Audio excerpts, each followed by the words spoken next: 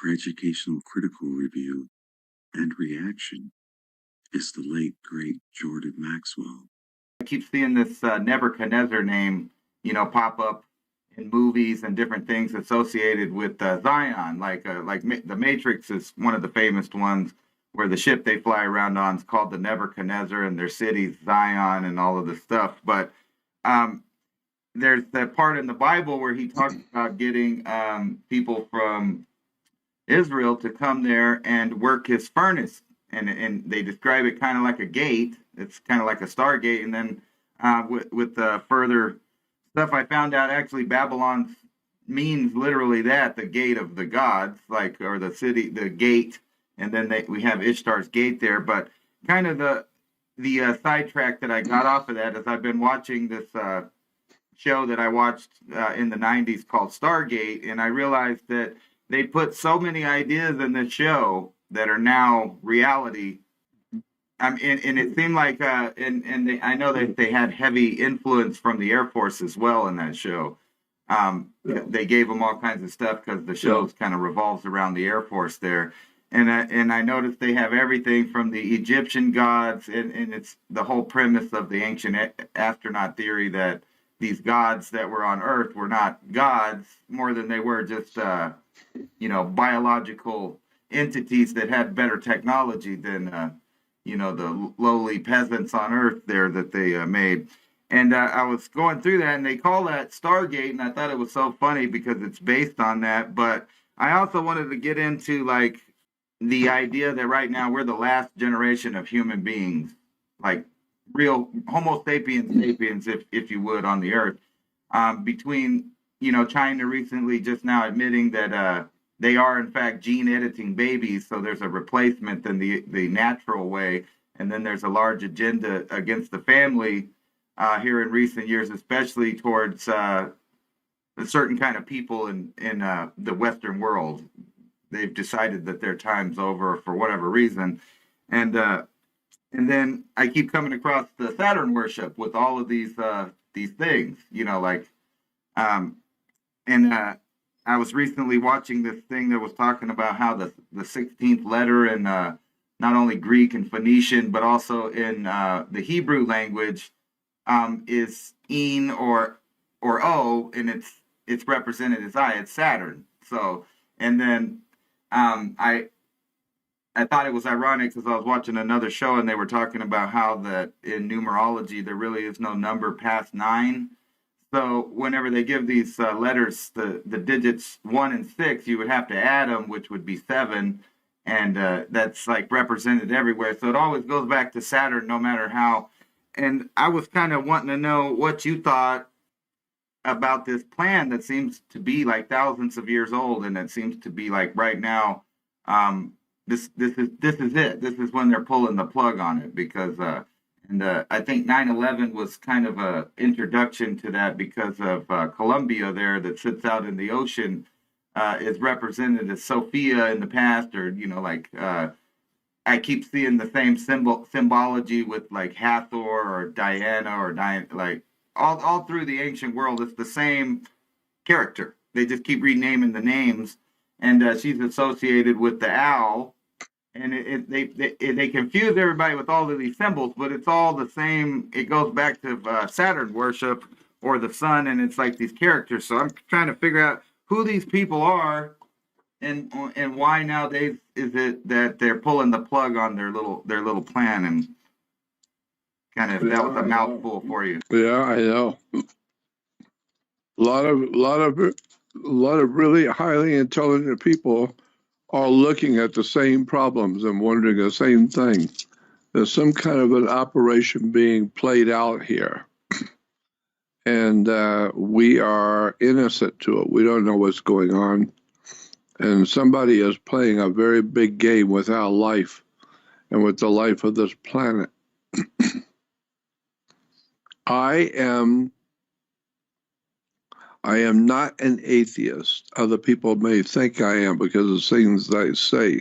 But I'm not an atheist. I do believe thoroughly in the existence or the presence of a divine power in the universe that men have called God. I don't have any problem with God and with the idea of some higher power. I don't think God is what Christianity views it as. I don't see God in my mind. I don't see God as what the churches would have you think. I see the term God in a different way. I believe, I'm thoroughly convinced in my heart that there is some kind of a computerized program from a higher source that is put into place a long, long time ago, maybe before the earth was formed. Some kind of a computerized program that encompasses the life forms in this universe, and it knows what we're doing. It has already pre-programmed it. It's in a uniform, some sort of a computerized program. And yet, in that program, we are all actors, like the old saying, the world is a stage and each must play his part. I think that's true. I think we are all on a stage and we're playing our part. And I think that we're being led by powers in our world that we don't know exist, and we're not aware of how they influence us. But they're influencing us through a very subtle means. The powers that be that are influencing the destiny of the human race are spiritual powers that can mess with your mind. They can mess with your brain because it's a computer. And your biological nervous system in your body, we are told if they stretched out all the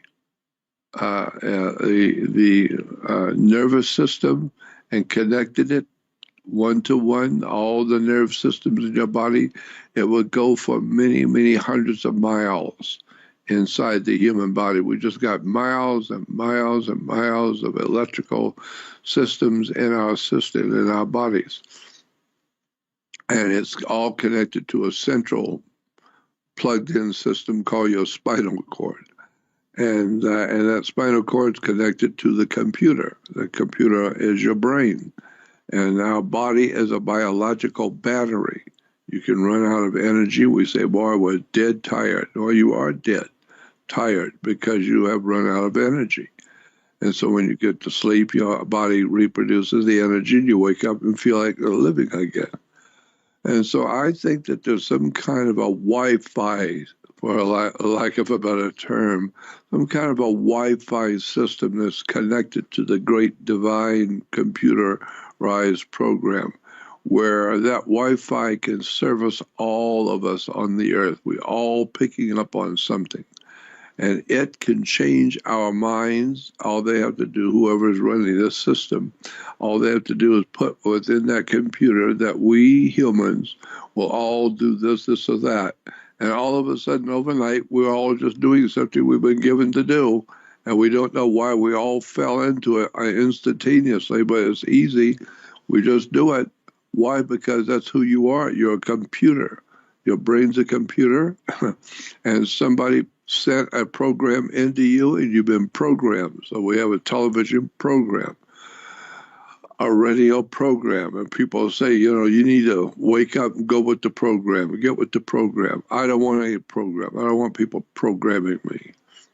But I do think that there is some kind of an otherworldly, for lack of a better term, computerized system of life that's being directed toward us. And we are living out some kind of a program that's already been laid out many, many thousands, if not millions of years ago. But in that program is room for extraterrestrial life forms who have come here from other worlds. And I'm totally sure that they are here. And within that major big program, there's all kinds of openings for all sorts of strange things to happen. I had a friend many years ago that I haven't talked to him in a long time, but I had a friend many years ago, back in the early 90s, that he had the ability.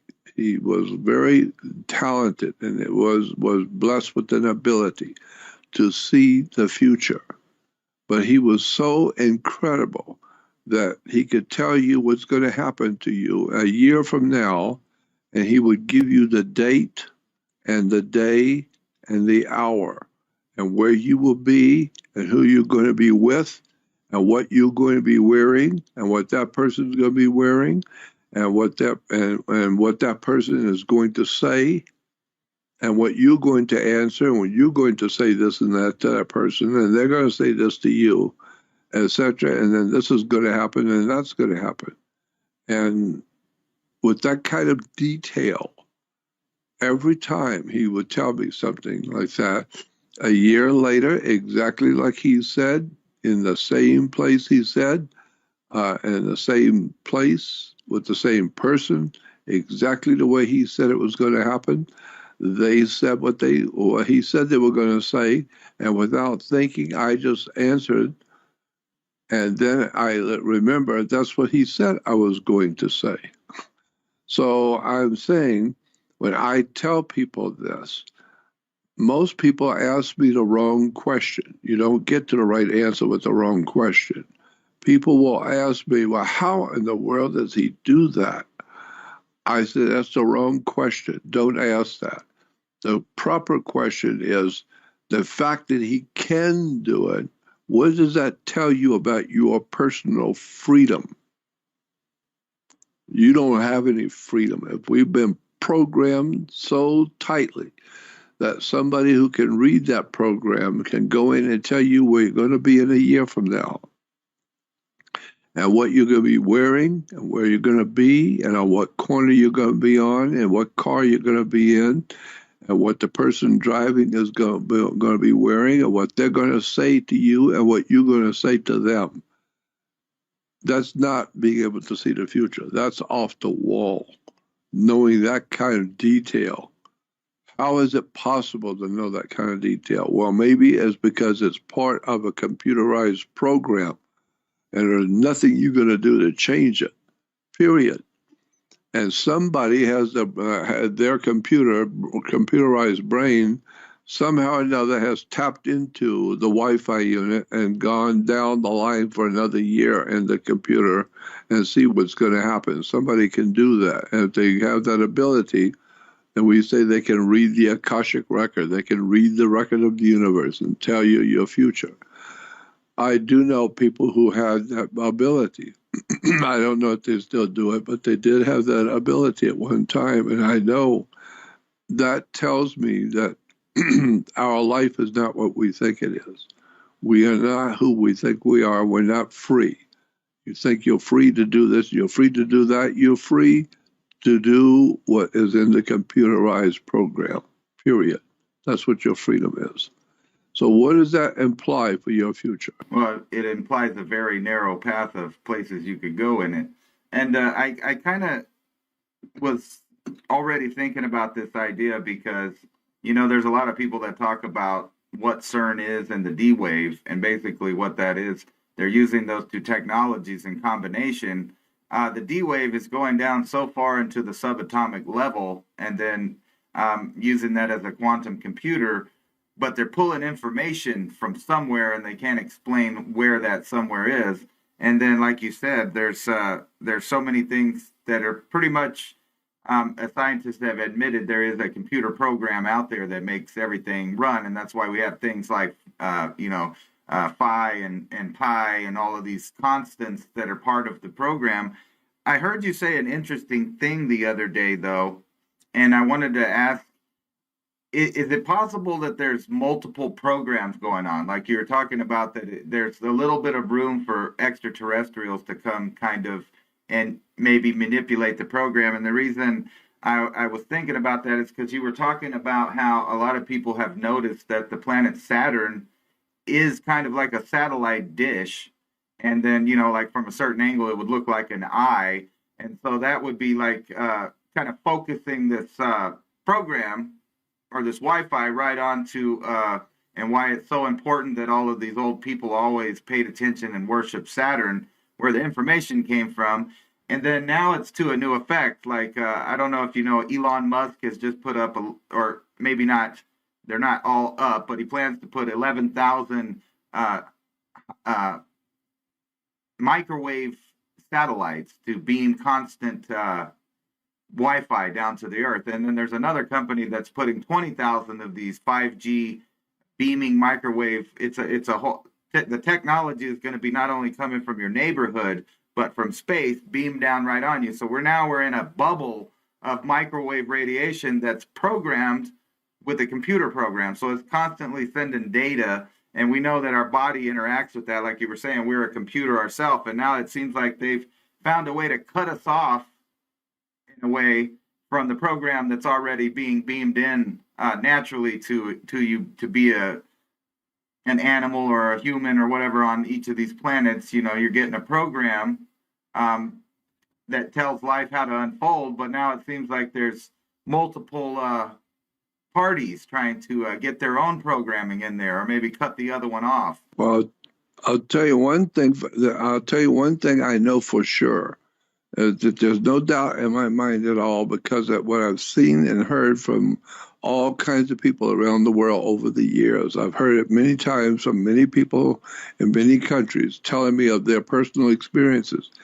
And there's no doubt in my mind, there are competing dimensions. We are living in a multi-dimensional life.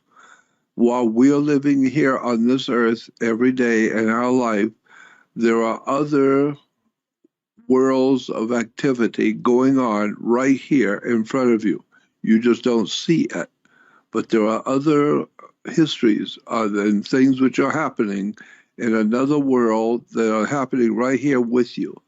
And once in a while, as life would have it, our computerized brain, just for some reason, can pick up on a signal, which is, it happens in computers. They will pick up on a different program and switch over for a moment. You say, I just screwed up. The computer just screwed up and went to another place. Why? The reason why the computer screwed up and went to another place is because there is another place that the computer could go to. It wasn't supposed to, but it could. If you knew about it and you directed the computer to go there, it would be there. Well, it's there anyway. And so when you're looking at the computer looking this way, something happens and it popped over there for a moment, and you see something over there that you weren't expecting, and it comes back. The mere fact it could do that is because there is, in fact, something over there that the computer is designed to connect to. And so I think that there are other dimensions right here on the earth that are living with us right now. So while we're sitting here talking, there could be another dimension that's 10,000 years old, maybe 30,000 years old, 100,000 years old, that's happening right now. And that if you could see it, then you would see dinosaurs and you would see all kinds of off-the-wall things going on the earth if you could see it. But your brain is not designed like a computer to just go one place at a time. But I have seen things with my own eyes that are not of this world, and I know what I saw, and I'm not stupid. I know what it was that I saw, and it was not of this world. And I've heard too many other intelligent people, highly placed intelligent people, tell me the same thing about their life, that they have seen things from another time in another place. And they were right in the middle of it. And then they came back like in a time machine. You come back to the reality you're living in. Well, where the hell were you just now, a couple of hours ago, when you were in another world and experiencing another world system in another place and in the universe? Where were you? And now you've come back here. Well, in point of fact, you didn't go anywhere. You were right here to start with. The computer is sitting on the table. It hasn't gone anywhere, but it picked up on another program in another universe. And you were part of it. You were there. But your brain can access it by chance. If it's just a fluke, but if your brain quickly changes because your brain is a computer and it picks up on this other presence in the universe. You, because of your brain, you are there and you're experiencing things and seeing things and communicating with people and part of that universe. And then all of a sudden, poop, you pop back here. Now you're talking to us again. So you popped into another reality, then you came back.